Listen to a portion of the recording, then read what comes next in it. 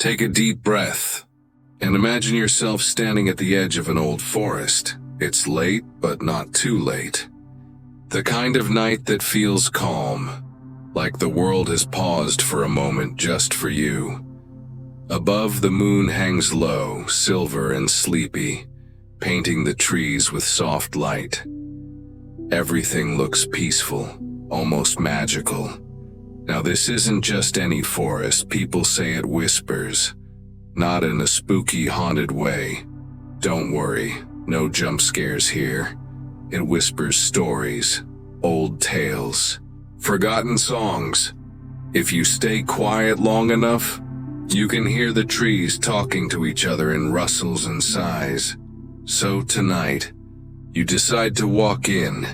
The path is narrow but welcoming. The air smells of pine and rain, and the leaves shimmer faintly, like they're soaking up moonlight.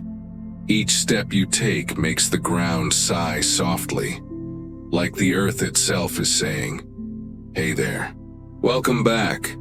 You chuckle to yourself, wondering if you finally lost it talking to dirt, but that's okay. The forest doesn't judge. As you walk, a gentle hum begins to rise around you. It's not quite a song, not quite the wind, something in between. The trees seem to hum together, a soft lullaby that drifts through the air like smoke. You tilt your head, listening. It almost sounds like words, but they blur together, old and calm and kind. Maybe they're telling a bedtime story. A few fireflies appear, tiny lanterns floating through the dark. They blink lazily, as if they can't decide whether to stay awake or take a nap mid-flight. You smile. Everything here feels alive, but sleepy, just like you. Then from behind a mossy log, something moves. You freeze. Out steps a fox. Not the kind of fox that darts away. This one just stands there, staring at you with calm golden eyes, and for a second you swear it gives you a nod. Hi, you whisper. Because what else do you say to a glowing fox at midnight? The fox tilts its head as if to say, "Come on then." It turns and starts trotting down a side path, its tail glimmering faintly with a trail of light. You hesitate because following glowing strangers in the woods is usually a terrible idea. But then again, it's not every night you meet a friendly forest spirit with good lighting. So you follow. The deeper you go, the softer the world becomes. The air feels thick with calm. Your worries, those tiny, noisy things that usually buzz around your head, they start to fade, like mist under sunlight. You notice more glowing leaves now, little pockets of light hanging from branches. They sway gently, whispering to each other. You don't know what they're saying, but somehow, it feels comforting, like overhearing laughter in another room, soft, warm, safe. The fox pauses and looks back at you, eyes reflecting the moon. It doesn't speak, not in words, but you feel its message. You're almost there. You keep walking until the trees open into a small clearing. At its center lies a shallow pool, perfectly still. The moonlight touches it, turning it silver white. The water looks so calm that it almost doesn't seem real. The fox sits beside it and gazes into the surface. You kneel down next to it, staring at your reflection, but instead of your tired face, you see something else, dreams, not images. Exactly. More like feelings, little glimpses of warmth and light, a memory of laughter, a thought of home, the echo of someone you miss. The pool ripples gently, as if breathing. You realize this must be the place the stories come from, the heart of the forest, the clearing where dreams are born. The fox dips its paw into the water, and for a second, the entire clearing glows. You watch as tiny lights drift up into the air, like the dreams are leaving to find new homes in sleeping minds. Somewhere, someone might be dreaming of this very forest right now. Maybe they're dreaming of you.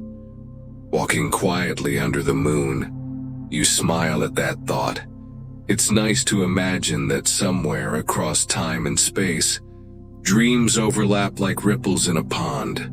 The fox turns toward you one last time. It bows its head, a silent goodbye, and steps back into the shadows.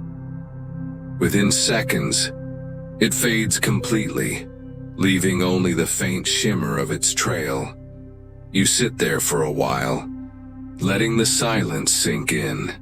The forest hums softly again, its lullaby slower now, deeper like it knows you're listening. You close your eyes.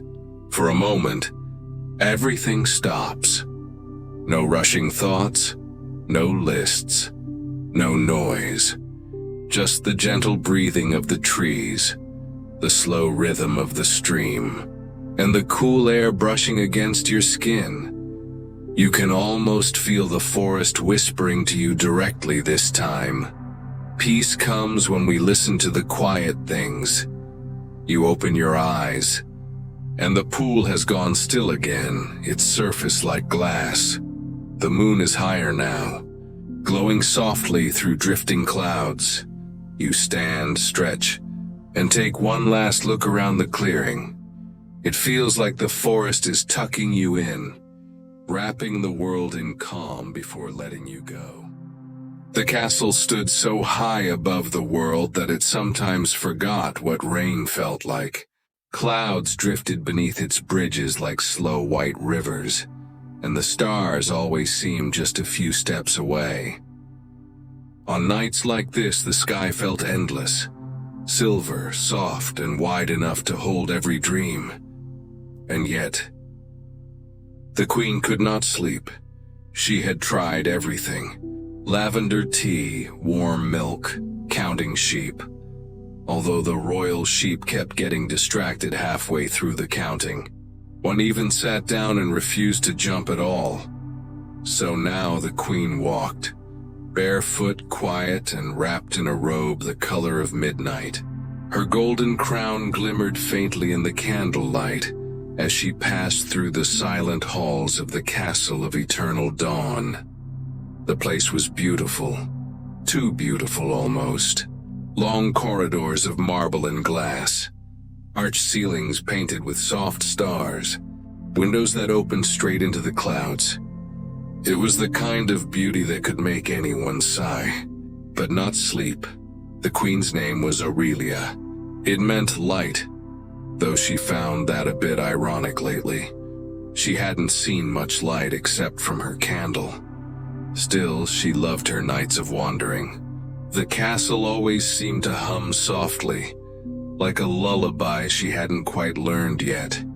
She passed through the Hall of Echoes, where every whisper lingered just a heartbeat longer than it should. The portraits of old rulers lined both sides, some grand, some stern. One who looked suspiciously like he'd stolen someone's dessert. "Good evening, great-grandfather," she murmured to one, bowing her head playfully. "Still judging, I see. Don't worry, I'm just walking, not redecorating." Her voice bounced down the long marble corridor, soft and musical. For a brief moment, she imagined the castle answered back. A sigh in the walls or a small chuckle in the floorboards. Maybe it was alive in its own quiet way. She smiled at the thought. "If you're listening, my dear castle," she whispered, "you could try singing me to sleep for once." The wind slipped through a window crack, cool and sweet. Not quite a song, but close enough. The queen stopped beside a tall mirror, one so old that time had brushed its edges with mist. She looked at her reflection. The tired eyes, the soft smile, the strands of silver woven into her hair like threads of dawn. "You look like a storybook ghost," she said under her breath. Then she tilted her head. A very elegant ghost, but still. She turned and continued her quiet journey, her candle flame flickering against the walls. Beyond the corridor waited the room of stars, her favorite. The ceiling here was carved from crystal, and every night it caught the light of real constellations drifting outside the high glass dome. It was as if the universe itself had stopped by for tea. Aurelia sat by the window seat and watched the clouds below move like slow tides. She could almost hear them breathing, deep, calm, steady. "You clouds know how to rest," she said quietly. "Maybe I should take lessons." For a moment she closed her eyes. The silence felt kind. It was the sort of quiet that didn't feel empty. It felt full, like the air was carrying 1,000 unspoken lullabies. And then, a sound, soft, gentle, familiar. A low hum, like a melody without words, drifted through the air. It came from somewhere deep in the castle. Faint at first, then clearer, warmer. The queen blinked. "Oh, now you're humming?" she said with a smile. "Was that my idea or yours?" The sound faded again, but the warmth stayed. Maybe the castle was dreaming tonight. Maybe she was walking inside someone else's dream. Or maybe it was walking inside hers. She rose and continued, her candle lighting each step like a faithful star. Past the great hall where the chandeliers slept in silence. Past the garden balcony where silver vines shimmered in the moonlight. Past the music room, where her harp still held a single golden string that never stopped vibrating. Everywhere she went, the castle felt awake, not loudly, but softly, like an old friend keeping her company. In the kitchen, a teapot rattled on its own. In the library, a page turned with no breeze. Somewhere in the distance, the old clock tower sighed. "Good night to you too," the queen said, patting the wall gently. "I'll be back before sunrise." When she reached the top of the east tower, she paused. From here, the world stretched far and wide. Oceans of clouds below, endless stars above. For the first time tonight, she felt small and peaceful. She leaned against the stone railing, the wind tugging softly at her robe. The horizon was still dark, but there, far away, a pale blush began to bloom, the first hint of dawn. She smiled to herself. "There you are," she whispered to the sky. "I thought you'd forgotten me tonight." The queen stood there quietly, breathing in the cold morning air. The castle beneath her seemed to sigh again, content. Maybe it was tired, too, ready to rest after a long night of keeping her company. She lowered her gaze and whispered, "When the sun rises, maybe we'll both sleep." And for a long, still moment, everything felt perfectly still. The stars, the clouds, the candles, even the restless heart of a sleepless queen. Somewhere deep within the castle walls, a whisper drifted through the stones like a dream sighing in its sleep. She didn't catch the words, but she didn't need to, because somehow she knew the castle was saying goodnight. Mess. Wooden shelves packed with clocks of every shape and size, some tall and proud, others tiny enough to sit on a teacup. Cuckoo clocks that hadn't cuckooed in years. Pocket watches that whispered secrets when you wound them too tightly. And the smell. Oh, that wonderful smell of oiled brass, wood shavings, and candle wax. Outside, the town lay in perfect stillness, but inside, it was always time for something. That night, Elior sat by the window polishing a brass gear the size of a coin. The moon shone on his workbench, and every tick from his clocks joined together like a quiet orchestra. He hummed along, not a song exactly, just a tune that kept time with the clocks. He called it the Sleepy Waltz. You know, he said, talking to the clocks as he often did, "I think people don't really listen to you. You don't just count seconds. You keep the world steady." Of course, the clocks didn't answer, but a small silver pocket watch gave a faint click, almost like a polite cough. "Ah, so you agree," Elior said, smiling. Finally, some company with manners. He leaned back in his chair and looked at the sky. Clouds drifted slowly past the moon. The night was calm, maybe too calm. He sighed. "You ever wonder," he said, "if time gets tired too?" The clocks kept ticking. He chuckled. "Of course not. You lot never rest." But deep down he wondered, what if there was a clock that could rest? One that didn't measure hours or minutes or seconds, but something gentler, something alive.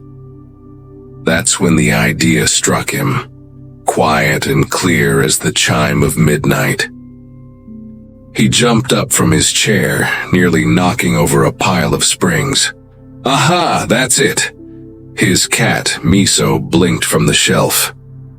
Miso had no particular interest in timekeeping but enjoyed sleeping on piles of blueprints. Elior paced the room, talking fast. "A clock that doesn't count time, but counts heartbeats. Imagine that, Miso. Instead of telling people how late they are, it tells them how alive they are." Miso yawned and fell asleep again. Elior didn't mind. Inspiration didn't wait for applause. He pulled a new piece of parchment toward him and began to sketch. Round face, gentle hands, no numbers, no ticking seconds. Just a pulse, soft and steady. The heart watch. For the first time in years, he felt young again, full of that quiet excitement that only dreamers and inventors know. "Not a clock to wake people up," he said softly, "but one to let them rest." The hours slipped by unnoticed. The moon drifted across the window, and candle wax puddled on the desk. He worked with tiny tools, careful and patient. Each part had to feel right, not too sharp, not too perfect. This wasn't a machine. It was more like a lullaby. When he finally leaned back, dawn was a soft blue whisper beyond the window. Before him sat the most delicate thing he had ever built. A small round watch with a glass face and a single golden hand. No numbers, just a faint heartbeat glow under the surface. Elior smiled, eyes heavy but full of wonder. "Well," he said to no one in particular, "you don't tick yet, but you already feel alive." He held the heart watch to his ear. Nothing. Silence, he frowned. Maybe you're shy." He tapped it gently 1, 2, 3 times, still nothing. Then just as he set it down, he heard it. Thump, thump, thump, slow, gentle, real. The sound wasn't loud, but it filled the whole room, like the walls were breathing. Every other clock in the shop seemed to hush for a moment, as if listening. Elior froze. Oh my. The golden hand began to move, not in a circle but in a slow rhythm, pulsing softly with light. and with each beat, something changed. The air grew warmer. The candle flame steadied. Even Miso's fur seemed to shimmer in the soft glow. The world slowed, not stopped, just breathed. He stepped to the window. Outside, the town was perfectly still. A baker's cart stood frozen mid-roll. A leaf hung motionless in the air. Yet it didn't feel frightening. It felt peaceful, like time itself had decided to rest its eyes for a while. Elior whispered, "So this is what it feels like when time takes a nap." He smiled, half in disbelief, half in awe. All his life he'd built clocks to keep the world moving. Now at last he'd made one that taught it to pause. It was the sound of a river, but not an ordinary one. This river sang. The singer stopped in her tracks. Moonlight rippled over the water, and every wave seemed to carry a whisper. She stepped closer, kneeling by the bank. The river wasn't reflecting the stars, it was making them. Each droplet shimmered with tiny lights like memories that refused to fade. The air was full of half-songs, fragments of lullabies, echoes of laughter, the hum of love songs long forgotten. She felt each note drift by, brushing her like a gentle breeze. She smiled, half amazed, half sleepy. "Well, this is new," she said softly, as if the river could hear her. And maybe it could, because the melody changed, slow, inviting, almost like it was answering her. She took off her boots and sat by the edge, dipping her toes into the glowing water. The current was cool, not cold, and it carried the rhythm of a heartbeat. Every few seconds a note would rise, soft as breath, then fade again, blending with others. The singer tilted her head. "You know," she said to no one, "you sound like all the songs I've ever forgotten." And that's when she realized that's exactly what it was. This was the river of forgotten songs, the place where melodies went when people stopped singing them. She leaned closer, listening more carefully. She could almost recognize some of them. The tune her mother used to hum while baking. The chorus she wrote years ago but never finished. Even a silly children's rhyme from a village she'd once visited. They all floated together, old and new, broken and whole, as if the river was one giant memory gently breathing in the moonlight. The singer's chest ached, but not in a sad way, more like nostalgia had found her heart and was gently dusting off its corners. She reached for her lute, the old wooden instrument she carried everywhere.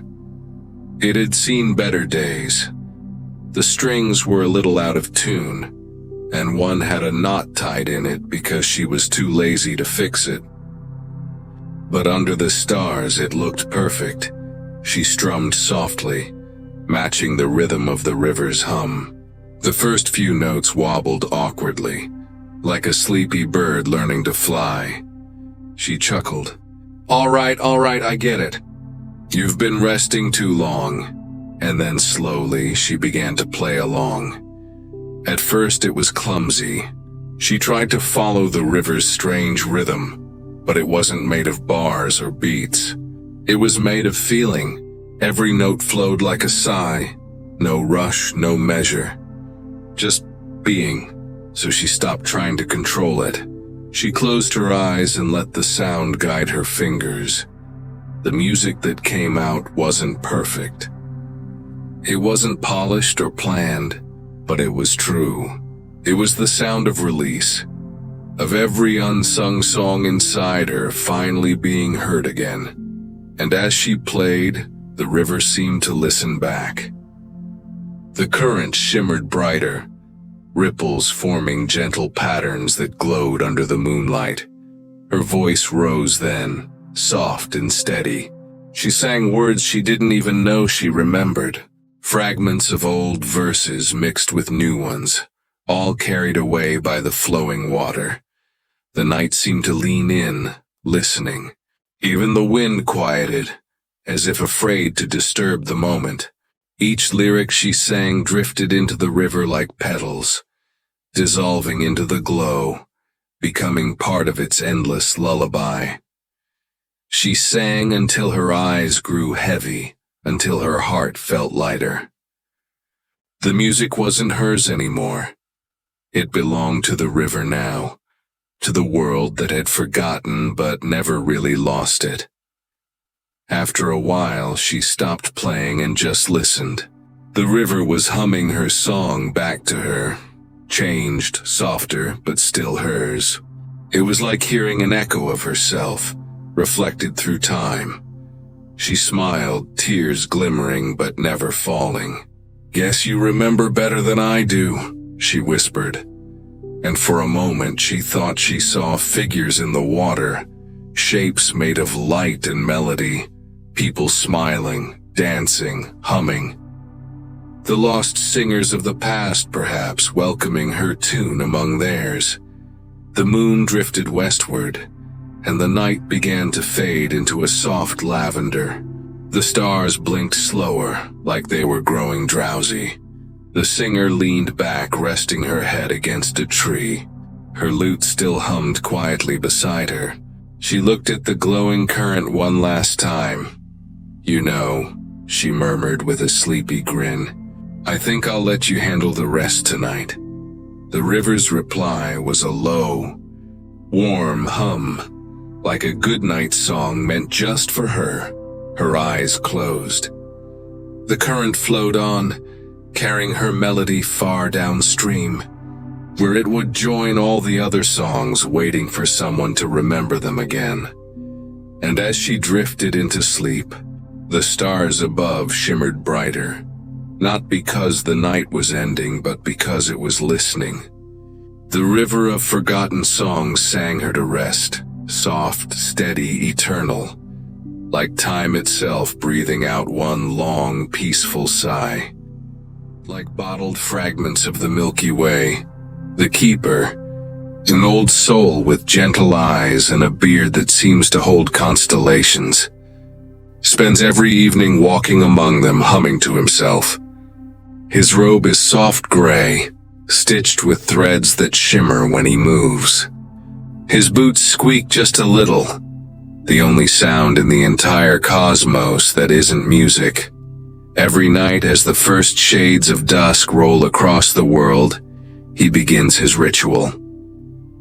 He takes a long pole, at the end of which hangs a glowing feather. Not a normal feather, but one made entirely from moonlight. He dips it into a jar of shimmering dust, hums a tune that sounds a bit like a lullaby, and one by one, he lights the stars. Each lantern, as he touches it, flickers, then bursts into full, warm glow. The constellations wake up like sleepy fireflies. Orion stretches. Cassiopeia twirls her chair a bit to face the new night. The Big Dipper yawns. The keeper smiles. "Another fine evening's work," he mutters, and the stars twinkle in agreement. Now, on this particular night, something was different. As he was polishing a small lantern near the edge of the observatory, one shaped like a teardrop, faintly blue, he noticed something strange, far above. Among the thousands of glittering lights, one star wasn't shining. It was faint, barely a spark, the kind of dim that made the sky look even. The keeper frowned gently. "Oh dear, that won't do at all." He fetched his logbook, an enormous thing bound in silver threads, and turned the pages. Star number 4732, also known as the Little Wishlight. Poor thing's been dimming for days. He sighed softly, then chuckled. "Ah well, I suppose even stars need a little encouragement sometimes. He packed a few things into his satchel. His feather, a jar of moonlight, a small bottle labeled Comfort Extra Bright, the sandwich, because even cosmic caretakers get hungry. Then he opened the observatory's great window and stepped out into the sky. Not down, not up, just the stars greeted him as he floated past, a glowing trail of light following in his wake. He nodded to them politely. "Evening, Vega, still shining bright, I see." Vega winked in return, serious, steady as ever. "Good lad." He drifted between constellations, his robe catching starlight like morning dew.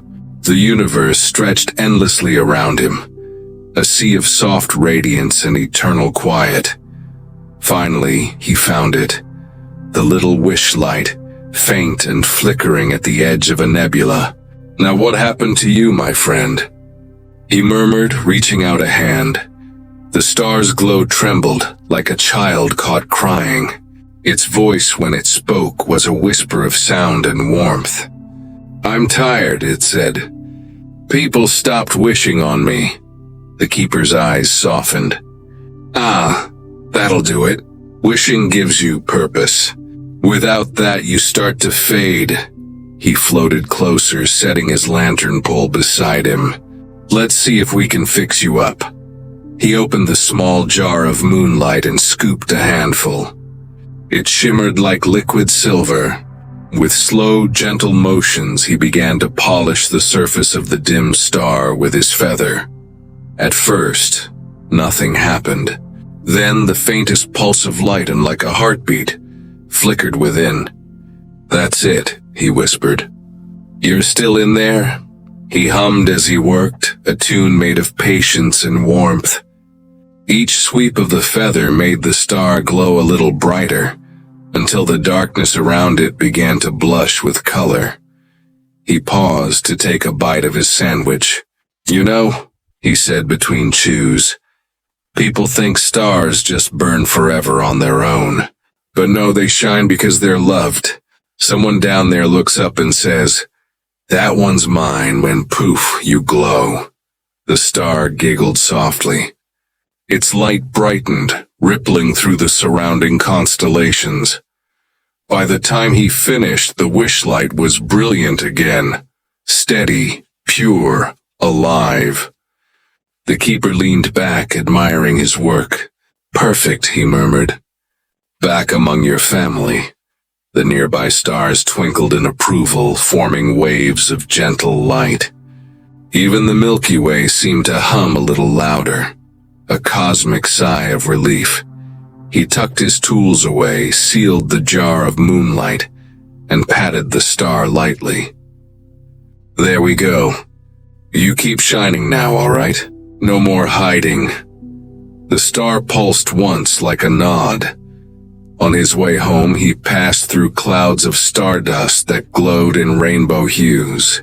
He brushed his sleeve against one and chuckled. "Ah, glitter. The universe's way of saying, 'You'll never get rid of me.'" By the time he reached his observatory, the first hints of dawn were climbing up the horizon below. The stars began to fade, slowly, one by one, as if going to sleep after a long night of shining. He walked back into his lantern hall, hanging his feather by the door. Then he looked out one last time at the sky, now pale and calm. "Good work, everyone," he said softly. "You've earned your rest." He smiled, tired but content as the last few lanterns dimmed. The world below began to wake, unaware that the night had just been carefully tended by gentle hands. And as the lantern keeper settled into his chair, sipping warm tea that smelled faintly of comets, he whispered, "Even small lights matter, especially in the dark." Outside, far away, the wishlight twinkled, a quiet thank you across the endless sky, and somewhere a child looked up at it, made a wish, and smiled. There sits a woman, ageless, gentle, mysterious.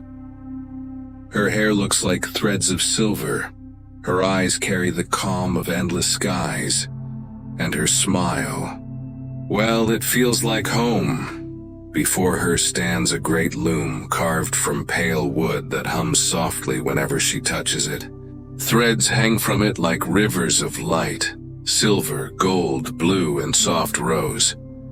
They shimmer as though holding stories inside them, and with every movement of her fingers, those threads begin to sing.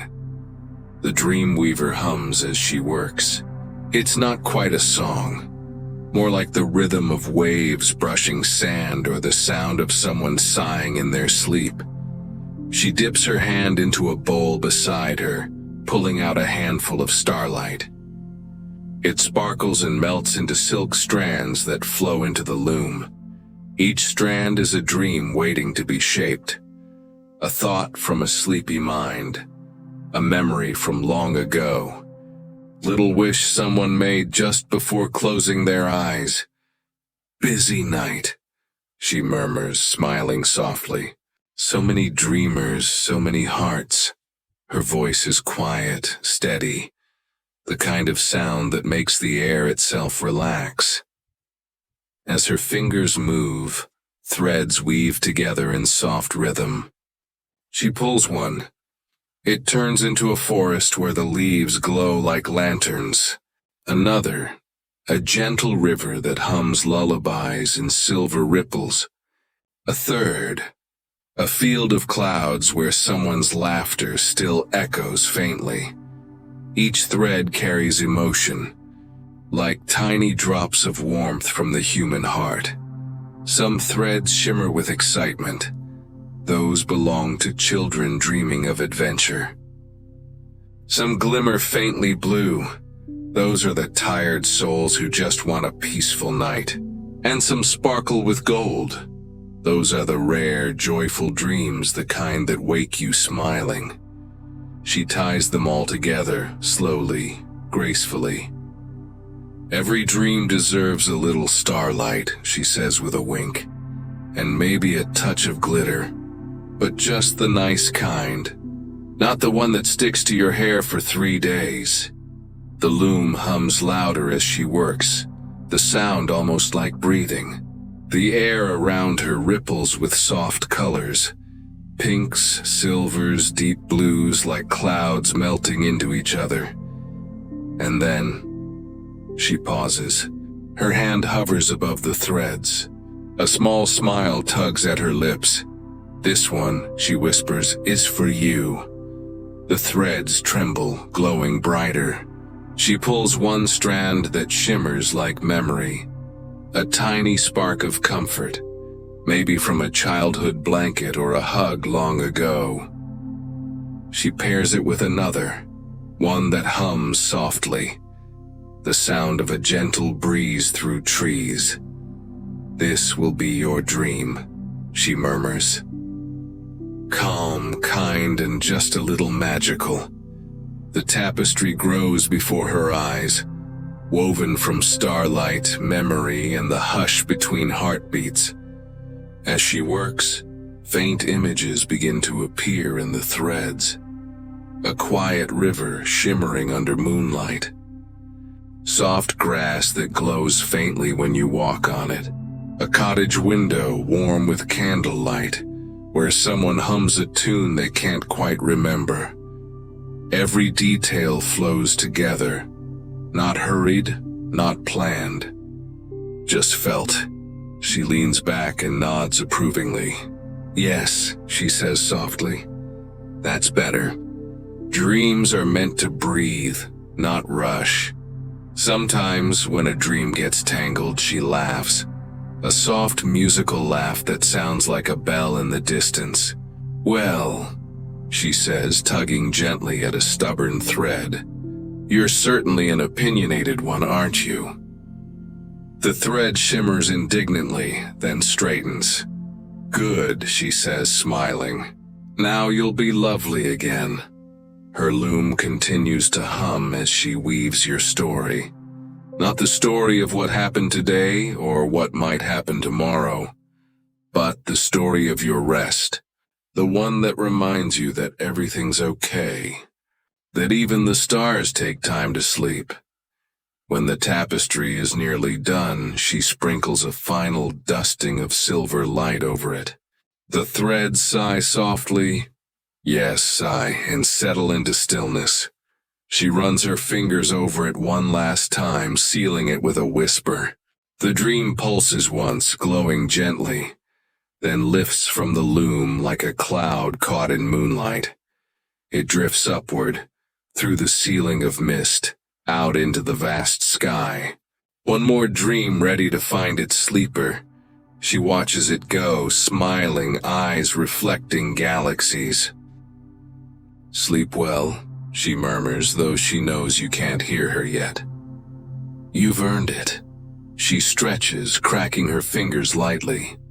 "Another dream well spun," she says, brushing glitter from her sleeves. "And none stuck to my hair this time.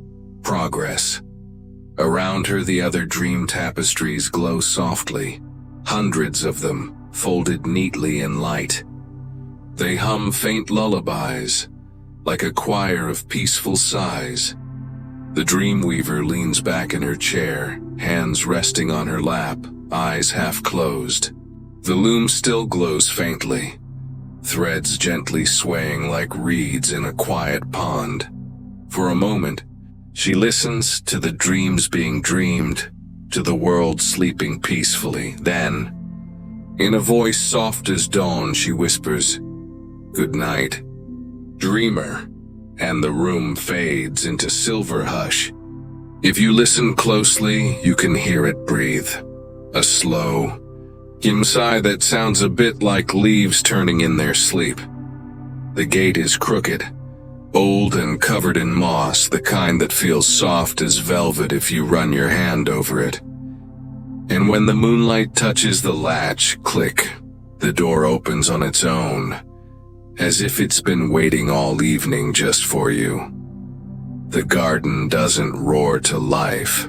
No, it hums, softly, politely, like a lullaby sung under its breath. Flowers rise from the soil as if stretching after a long nap. Petals open slowly, glowing faintly blue and pink, as though someone hid tiny candles inside them. Dewdrops sparkle like glass pearls, catching moonlight and sending it dancing across the air. It's quiet, but not empty. The whole place feels alive. In that calm, peaceful way, an old song feels alive even when you can't remember all the words. A little wind rolls through the trees, carrying a faint scent of lavender and rain.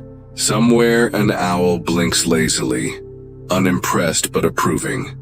Now let's meet our guest, traveler.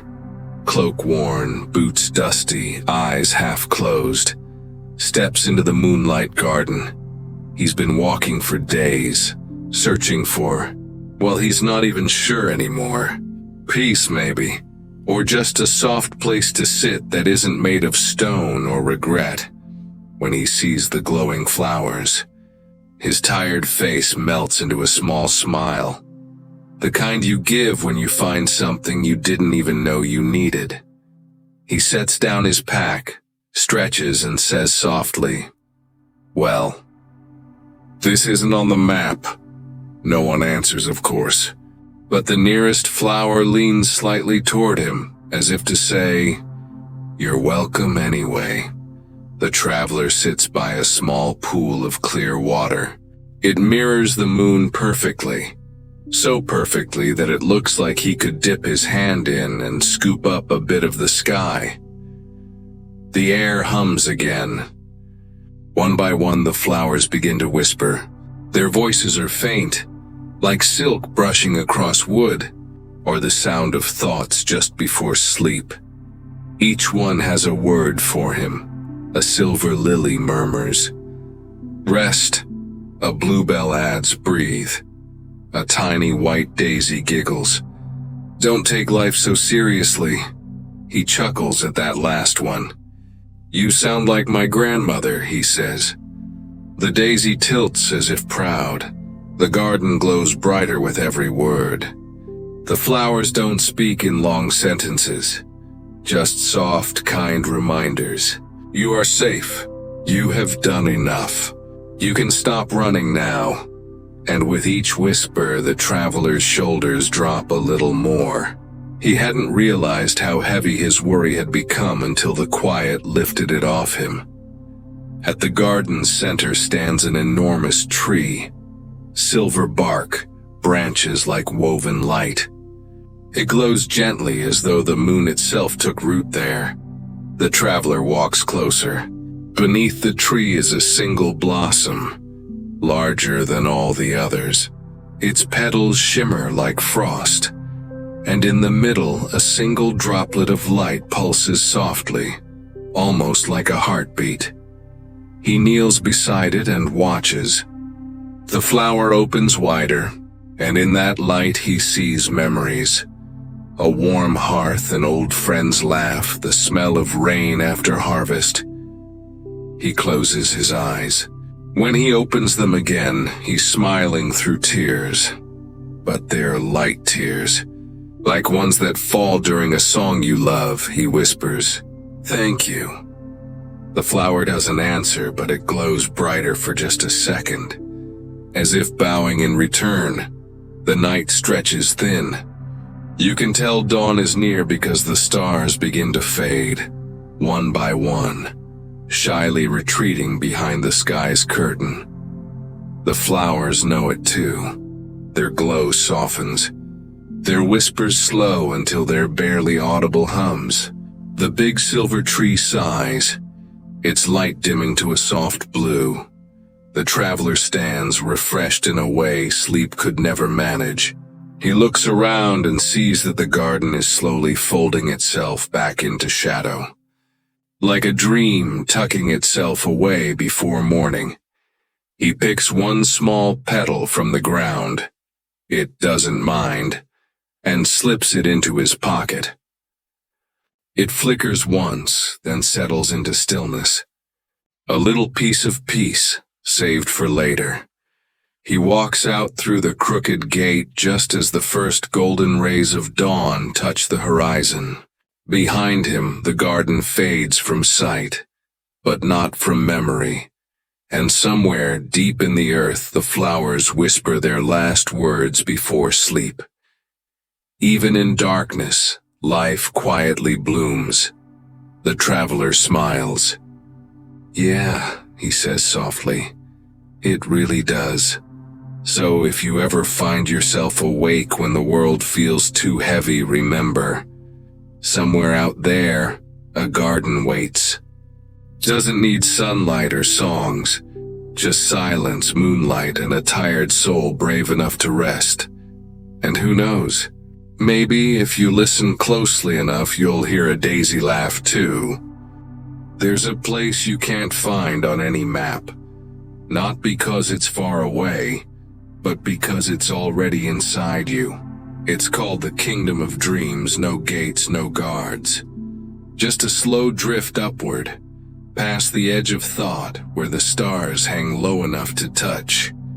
And tonight, as the last whisper of the waking world fades, that's where we're going. The journey begins softly. No footsteps, no carriages, just a feeling, like floating in warm air. The clouds beneath you glow faintly gold, and starlight falls in tiny threads around your hands. They don't burn. They hum like lullabies made of light. The air smells like every good memory you've ever had. Rain after heat. Bread just out of the oven. Someone laughing because you said something silly without meaning to. Somewhere in the distance, a bell chimes. Not loud, just enough to say, you've arrived. And when you look up, there it is. A vast city made of clouds and silver. Towers that curve like candle smoke. Bridges woven from moonlight. It's peaceful. No noise, no rush, just the quiet heartbeat of the sky itself. From the tallest tower, a soft light shines. The Queen of Eternal Dawn steps out onto her balcony. You remember her. She's the one who wandered her halls when the world was asleep, searching for the heart of her own peace. Her crown catches the starlight, scattering it like fireflies. She looks down at the city below and smiles faintly. Well, she says softly, it seems I'm not the only one awake tonight. Her voice floats through the air, echoing across the clouds. Gentle as silk on water, she nods once as if giving her blessing, and the starlight grows warmer, like it's welcoming you home. To the west of the Dream Kingdom, the clouds ripple, and out of them rises a forest, yes, the Whispering Woods. The trees are made of moonlight and memory, their leaves shimmering like tiny bells. From the silver grass, a small fox spirit trots out, tail swishing, eyes bright with mischief. He looks up at you and gives that familiar grin, the kind that says, "You didn't think I'd miss this, did you?" He sits at your feet, tail curling neatly around him, and the forest hums a soft welcome tune. It sounds like the wind sighing through tall trees, only slower, sweeter. Then comes the ticking, not loud, not sharp, more like a heartbeat. The Clockmaker appears next, carrying a tiny watch that glows with gentle golden light. Each tick releases a shimmer that floats into the air like a snowflake of time. He wipes his glasses, squints at you, and says with a half smile, "Still awake, are you? Thought I fixed that." You laugh quietly and he chuckles back, winding the watch again. When he does, the clouds ripple in rhythm. Tick, tock, tick, tock, until everything in the kingdom sways together like a soft lullaby. Beyond the forest and the ticking echoes, you see a glimmering silver stream winding through the air. It's the river of forgotten songs. It hums softly, carrying faint voices that sound like kindness turned into music. By the riverbank, the wandering singer sits, her harp resting on her lap. She plays slowly, each note shining like starlight on water. When she sees you, she smiles and says, "I saved a song for you. One without words. You only need to listen." The melody she plays doesn't tell a story. It feels like one. It's peace, forgiveness, and warmth all wrapped together and tucked under your pillow. The Dreamweaver appears, and then a soft shimmer fills the air. Threads of silver descend like rain, weaving themselves into patterns above you. The Dreamweaver steps forward, her loom floating behind her. She gives a gentle nod to the Queen, to the Clockmaker, to the singer, and then to you, I think, she says, voice low and musical. Tonight's dream will be your best yet. She touches the threads, and they glow. Images of moon gardens, river songs, gentle laughter, all woven together into one endless tapestry of sleep.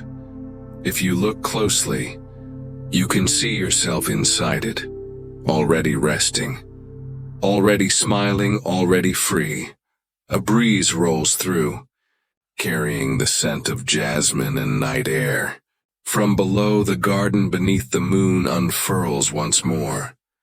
Flowers bloom mid-air, petals glowing like lanterns, dew shining like glass pearls.